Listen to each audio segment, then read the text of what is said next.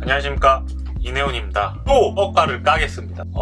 구글 알고리즘이 참 대단한 게, 제가 사실 뻑가님을 딱히 구독하고 있진 않거든요. 유튜브를 들어갔더니 제일 위 화면에 지금 우리가 모르는 안보 상황이라고 떴습니다. 그래서 뭐 이게 그냥 가만 놔두기만 해도 이게 영상 플레이가 되고 이제 자막이 뜨잖아요. 그게 됐는데, 이제 외신에서 이제 문 대통령과 트럼프가 이제 갈라섰다라는 이제 선동적인 기사가 있었죠. 이제 내용인즉슨 이제 트럼프는 북한의 이제 전면적인 비핵화를 요구하고 있는 상태이고, 지금 문 대통령이 영변 핵시설만 폐기하면 핵폐기이기 때문에 경제 제재를 풀어도 된다, 이런 의견차 때문에 트럼프와 지금 갈등이 생긴 것처럼 마치 보도가 된 그런 기사입니다. 좀 더 상황을 냉정하게 필요가 있는 게, 이거는 제가 봤을 때 그냥 찌라시 같거든요. 저 문재인 대통령 좋아하지 않고요. 특히나 작년 같이 이제 미국에서 금리가 인하하고 세계 경기가 하락하는 와중에서도 역대 최고의 최저임금 인상률을 밀어붙인 소득주도 성장 시기가 안 맞았다고 생각을 하고요. 특히나 문정부의 교육 공약에 있어서는 굉장히 비판적인 생각도 갖고 있습니다. 각설하고 아무튼 핵 얘기에 대해서 하자면은, 일단 물론 우리의 입장에서는 당연히 북한이 핵을 포기하길 바라는 게 정상이지만은, 그냥 흔히 사회 나가서 어떤 사람에 대한 그런 입장을 헤아려 볼 때 같이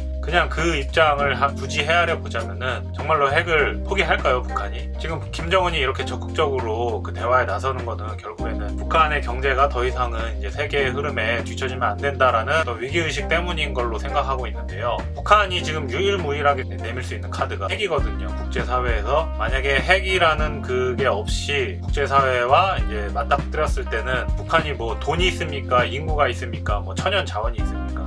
아무도 없습니다. 어떤 무기 없이 그 세계 경제에 개방을 했을 때는 남한과 일본과 중국의 사이에 위치해가지고 지정학적으로도 북한이 중요한데, 정말 앞다퉈서 자본이나 그런 것들이 몰려든다고 생각을 해보세요. 그러면은 북한은 제가 봤을 때는 그냥 털립니다. 북한이 털리지 않을 수 있는 유일무이한 게 바로 핵입니다. 우리나라 1, 2위를 다투는 대형 은행들도 거의 절반 가까이 혹은 절반을 넘는 지분이 외국인이 보유하고 있는 거잖아요. 잉여 자본이 다 배당으로 외국으로 빠지고 있는 상황인데, 북한이 당장 핵을 포기하고 대신에 경제 개발을 해줘라 라고 했을 때, 과연 아무런 그 이익을 얻으려는 목적 없이 단순히 정말 지원을 해주고 잘 살게 해줄까요? 절대 아니거든요. 철저하게 사업적인 측면으로 이제 북한에서 이익을 얻기 위해서 이제 행동을 할 거란 말이에요. 그러기 위해서라도 북한은 절대로 핵을 쉽게 포기하지 않을 거고요. 아마 포기를 한다 그래도 그거는 정말로 어떤 세계 경제에서 어느 정도 자리를 잡아나가고, 뭔가 핵이 아닌 다른 주력 산업으로도 이제 당당히 세계와 거래할 수 있을 때쯤 되면 모를까. 핵 표기를 하는 게 쉬운 일이 아니고요. 북한 문제에 접근하는 데 있어서 이제 트럼프가 강경책을 쓰고 있고, 문 대통령이 이제 유화책을 쓰고 있다고도 할 수 있는데요. 그러니까 뻑가님처럼 말하면 쉽죠. 문재인 대통령이 약한 소리 하거나 아니면 북한 편들 때마다 좌파 이렇게 설명하면 굉장히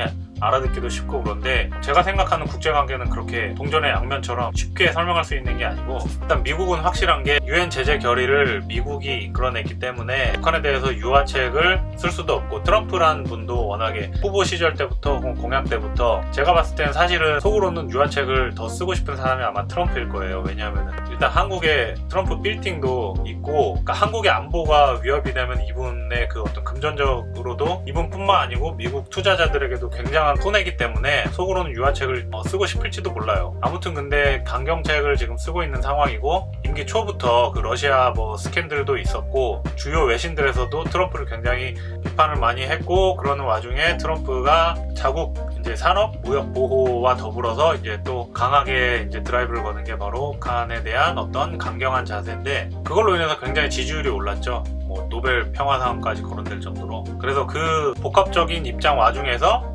기조는 강경책이고, 그렇다면 미국이 정말 강경책으로 나갔을 때 그러면 한국도 강경책으로 나가야 되냐? 뻑가님 말씀대로라면은 미국하고 똑같은 강경책으로 가야 되는데, 그거는 제가 봤을 때 오히려 미국이 가장 원하지 않을 거거든요. 왜냐하면 가장 손해는 북한이 중국에 붙는 겁니다. 지금 중국과 미국이 지금 대결 구도로 지금 무역 갈등도 있고 한데, 한국과 미국이 북한을 심하게 압박해서 정말 북한이 버틸 수가 없어서 두 손 두 발 다 드는데, 그게 한국과 미국이 아닌 중국에 붙어버리는 게 마이너스일 수 있다고 생각을 합니다. 그래서 아무튼 한쪽이 강경책을 쓰면 한쪽이 유화책을 쓸 수밖에 없는 그런 상황인데, 문재인 대통령은 이제 아마 한국과 미국의 외교 실무자들 테이블에서는 한국이 미국의 입장과 반드시 같지 않을 수도 있다는 건 걸 알고 있다 정도로 얘기하는 것만으로도 사실 알아서 움직여주지 않을까라는 상상을 해봅니다. 왜냐면은 강경화 장관도 얘기를 했거든요. 그러니까 4일 청와대에서 국가안전보장회의를 했는데 그때 강경화 장관의 발언도 북미 간 핵심 쟁점이 영변 플러스 알파 대 제재 해제라는 점이 분명해졌다고 얘기를 했거든요. 그러니까 영변뿐만 아니고 다른 시설의 어떤 비핵화도 우리가 바라는 거지만은 협상에 있어서는 이제 미국이 강경책으로 이제 모든 북핵을 비핵화할 것을 주장하고 있으니까 단계적으로 가자는 얘기인 거죠. 그래서 제가 봤을 땐 별 문제 없이 그냥 지금은 외교 상황에 있어서만큼은 우리의 태도뿐만 아니게 이제 북한의 태도도 중요한데 북한이 굉장히 대화를 하려는 의지를 보여주고 있잖아요. 그리고 무엇보다 이제 베트남에 간 것도 날아가면 금방 가는데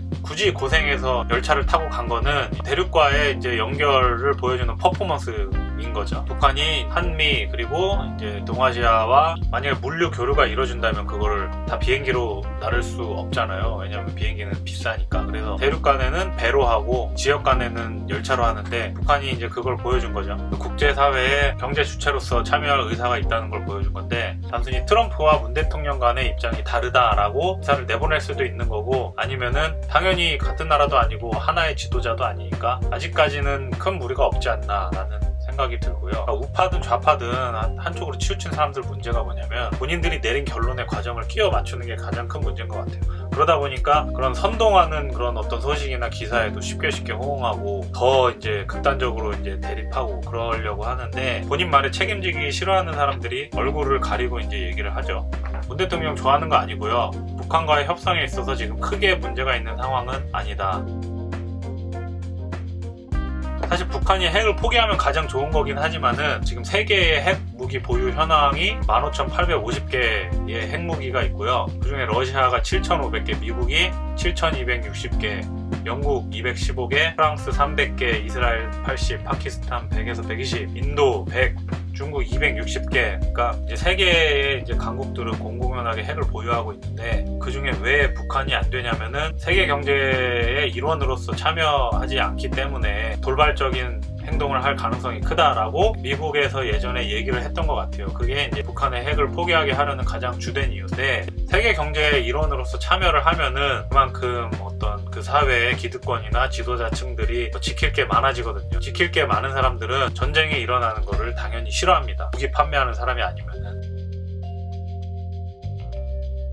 김정은이 그 트럼프와의 대화에 나선 게 단순히 핵을 유지하냐 포기하냐 뿐만 아니고 극단적인 선택을 하지 않을 수 있는 북한 핵폐기가 우리나라와의 대결 구도로 생각할 수도 있지만은 그것뿐만 아니고 결국에는 북한 문제는 우리가 어떻게 생각을 해야 되냐면은 군사력에서 우리나라가 위에 서야 된다라는 명제뿐만이 아니고 북한을 어떻게 개방경제로 이끌어서 지킬 게 많게 하느냐가 목적이라고도 할 수 있습니다. 왜냐하면은 지킬 게 많은 사람들은 평화를 바라거든요. 사회가 평화로워야지 경제가 돌아가고 세도 잘 받을 수 있고 물건도 더 잘 팔 수 있고 하는 거기 때문에 경제 개방이라는 그런 큰 그림 안에서 이제 핵이든 철도든 바라보는 게 맞다고 생각을 합니다. 근데 또 단순히 돈만으로 이제 맞짱을 뜨면 돈 많은 사람이 이기기 때문에 압박이나 아니면 자본 침식을 버텨낼 수단으로서 군비 경쟁 같은 게 벌어지는 건데요. 그래서 북한이 아마 본인들이 핵이 없어도 다른 나라에서 쉽게 어떻게 건들지 못하거나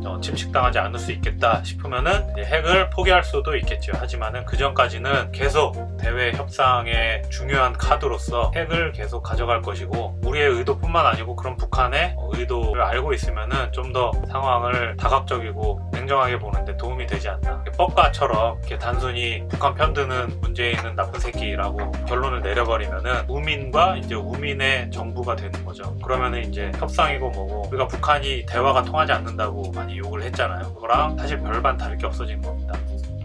근데 김정은은 일부러 살을 찌우는 건지는 모르겠는데 덜 쪘을 때가 훨씬 건강하고 오래 살 것 같이 보이는데 점점 이렇게 주체할 수 없이 살을 찌는 게 남들하고 달라 보이고 싶어서 그런 건지는 모르겠는데 저랑 동갑이거든요. 굉장히 확실히 달라 보이긴 합니다. 머리 스타일도 그렇고 홍채도 그렇고 확실히. 아무튼 오늘 영상 여기까지고요. 봐주셔서 감사합니다.